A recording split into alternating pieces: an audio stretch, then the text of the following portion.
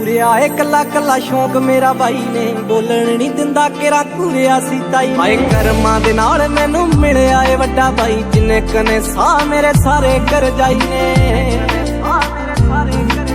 ਛੋਟਿਆਂ ਭਰਾਵਾਂ ਵਾਂਗੂ ਕਰਦੀ ਏ ਲਾਡ, ਸਾਡੇ ਨਿੱਕੇ ਜੇ ਸੁਭਾਅ ਦੀ ਭਰਜਾਈ। ਹਾਏ ਕੀਦੀਆਂ ਮਜਾਲ ਅੱਗੇ ਖੜ ਜੂ, ਪਿੱਛੇ ਤੁਰਿਆ ਹੁੰਦਾ ਏ ਵੱਡਾ ਬਾਈ।